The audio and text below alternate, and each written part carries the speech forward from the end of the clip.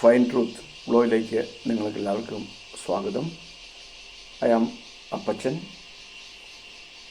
അപ്പോൾ നമ്മൾ സാധാരണയായിട്ട് പറയുന്നത് ജീവനുള്ള എല്ലാ സാധനങ്ങളും മനുഷ്യരുൾപ്പെടെ ഓക്സിജൻ ഉള്ളിലേക്ക് ശ്വസിച്ചിട്ട് കാർബൺ ഡൈ ഓക്സൈഡ് പുറത്തേക്ക് വിടും. അങ്ങനെയാണ് പറഞ്ഞു. മൊത്തത്തിൽ നമ്മുടെ കുട്ടികളുടെ അറിവും നമ്മളുടെ അറിവും ഒക്കെ സാധാരണ രീതിയിൽ അങ്ങനെയാണ്. പക്ഷെ അങ്ങനെയാണ് വാസ്തവം? ഇതിൻ്റെ സത്യാവസ്ഥയാണ് ഇന്ന് പരിശോധിക്കുന്നത്. ഇങ്ങനെ ഉള്ളിലേക്ക് നമ്മളിങ്ങനെ ബ്രീത്ത് എടുത്തു, ശ്വാസം എടുക്കുന്നു. ഈ അന്തരീക്ഷത്തിലുള്ള എയറിലെ നമ്മൾ ഉള്ളിലേക്ക് എടുക്കുന്നത് അല്ലേ? അത് ഓക്സിജൻ മാത്രമായിട്ടാണ് വേർതിരിച്ചാണ് എടുക്കുന്നത്? അല്ല, അത് മൊത്തം അന്തരീക്ഷത്തിലുള്ള എയർ എന്തൊക്കെയുണ്ടോ അതെല്ലാം എടുക്കും. അപ്പോൾ നമുക്ക് മുഖ്യമായിട്ട് കഴിഞ്ഞ വീഡിയോ പറഞ്ഞതുപോലെ അതിനകത്ത് ഏതാണ്ട് ഒരു മുന്തിയ അളവിൽ ഉള്ളത് 73% ഉള്ളത് നൈട്രജനാണ്. പിന്നീട് ഈ ഒരു 21% ഏകദേശം ഓക്സിജനുണ്ട്. പിന്നെ ആർഗോണുണ്ട് ഒരു കുറച്ച്. പിന്നെ ബാക്കി വാതകങ്ങൾ എല്ലാം കൂടി ചേർത്താണ് 100%. അപ്പം ഈ ഒരു എയറാണ് നമ്മൾ ടോട്ടലായിട്ട് നമ്മുടെ ഉള്ളിലേക്ക് എടുക്കുന്നത്. അപ്പോൾ എൻ്റെ ഒരു ക്വസ്റ്റ്യൻ എന്ന് വെച്ചിട്ടുണ്ടെങ്കിൽ, ഈ ഉള്ളിലേക്ക് എടുക്കുന്ന ഈ എയറിൽ ഓക്സിജൻ മാത്രം ഫുള്ളായിട്ട് നമ്മളിങ്ങ് സ്വീകരിച്ചിട്ട് നമ്മുടെ ശരീരം സ്വീകരിച്ചിട്ട് ബാക്കിയുള്ളതെല്ലാം അങ്ങ് വെളിയിലേക്ക് വിടുകയാണോ എന്നുള്ളതാണ് സത്യാവസ്ഥ. അതിൻ്റെ സത്യാവസ്ഥ എന്താണ്? എന്നാൽ അങ്ങനെയല്ല. അതായത് നമ്മൾ ഉള്ളിലേക്ക് എടുക്കുന്ന ഓക്സിജൻ 20.9% ഓക്സിജനാണ് ഈ വായുവിലുള്ളത്, നമ്മൾ എടുക്കുന്ന എയറിലുള്ളത്. പക്ഷെ അത് മുഴുവനായിട്ട് തന്നെ നമ്മുടെ ശരീരം അവിടെ എടുക്കുന്നില്ല. നമ്മൾ ഈ ബ്രീത്ത് ഔട്ട് ചെയ്യുമ്പോൾ അല്ലെങ്കിൽ ഉച്ഛ്വസിക്കുമ്പോൾ എന്തൊക്കെയുണ്ട്? ഈ അവരുടെ ഓക്സിജനും കാർബൺ ഡൈ ഓക്സൈഡും നൈട്രജനും ഒക്കെ പുറന്തള്ളപ്പെടുന്നുണ്ട്. വീണ്ടും അതിൻ്റെ ചെറിയ അളവിൽ മാത്രം നമ്മുടെ ശരീരം സ്വീകരിക്കുന്നുള്ള ബാക്കിയെല്ലാം പൂർണ്ണമായിട്ട് തന്നെ പുറന്തള്ളുകയാണ് ചെയ്യുന്നത്.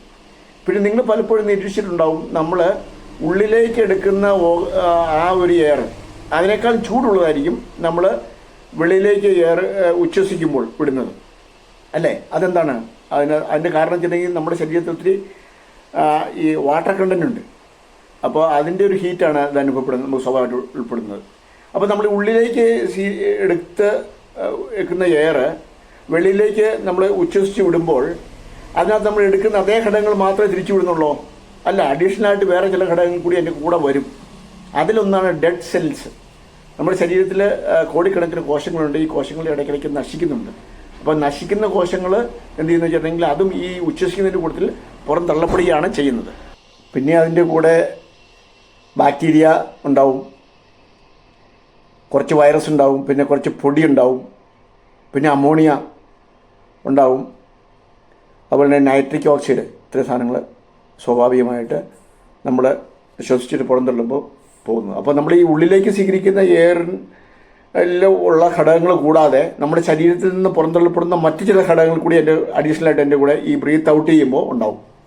അതിനകത്ത് കുറച്ച് വൈറസ്, കുറച്ച് ബാക്ടീരിയ ഉണ്ടാവും, പിന്നെ പൊടി ഉണ്ടാവും കുറച്ച്, പിന്നെ ചത്തുപോയ ഞാൻ പറഞ്ഞ പോലെ സെൽസൊക്കെ ചത്തുപോകുന്ന നമ്മുടെ കോശങ്ങൾ അതൊക്കെ ഈ കൂടുതൽ പുറന്തള്ളപ്പെടും. പിന്നെ ശരീരത്തിൽ ഉൽപ്പാദിപ്പിക്കുന്ന വെപ്പർ എന്ന് വെച്ചാൽ ഈ വാട്ടർ കണ്ടന്റ്, അതാണ് നമ്മൾ ഈ ഉച്ഛ്വസിക്കുമ്പോൾ ആ വായുവിന് ചൂട് വരുന്നതിൻ്റെ കാരണം. അതാണ് ഇതെല്ലാമാണ് നമ്മൾ സ്വാഭാവികമായിട്ട് പുറന്തള്ളപ്പെടുന്നത്.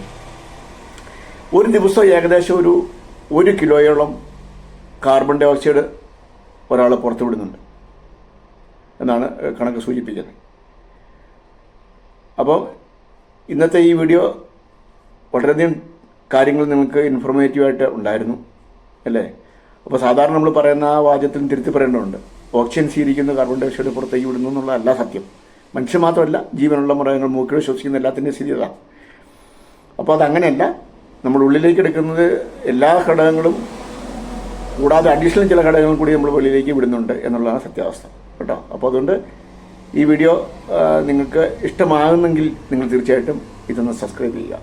നിങ്ങളുടെ അഭിപ്രായങ്ങൾ രേഖപ്പെടുത്തി വീഡിയോ എന്നാന്നുണ്ടെങ്കിൽ നിങ്ങൾക്ക് അത് പറയാം. നന്നാകുന്നുണ്ട് അല്ലെങ്കിൽ എവിടെയാണ് പുരോഗതി വരുത്തേണ്ടതെന്ന പോയിന്റ് ഉണ്ടെങ്കിൽ നിങ്ങൾക്ക് അത് പറയാം. അതോടൊപ്പം തന്നെ നിങ്ങളുടെ കമൻസുകൾ അങ്ങനെ പ്രതീക്ഷിക്കുന്നുണ്ട്. പിന്നെ ഷെയർ ചെയ്യുക. ഈ ചാനൽ തിരിഞ്ഞ് സബ്സ്ക്രൈബ് ചെയ്യില്ലെങ്കിൽ സബ്സ്ക്രൈബ് ചെയ്ത് ഞാൻ പ്രോത്സാഹിപ്പിക്കുന്നു. മറ്റൊരു വിഷയമായിട്ട് നമുക്ക് അടുത്ത വീഡിയോ കാണാം. അതുവരെ ഗുഡ് ബൈ.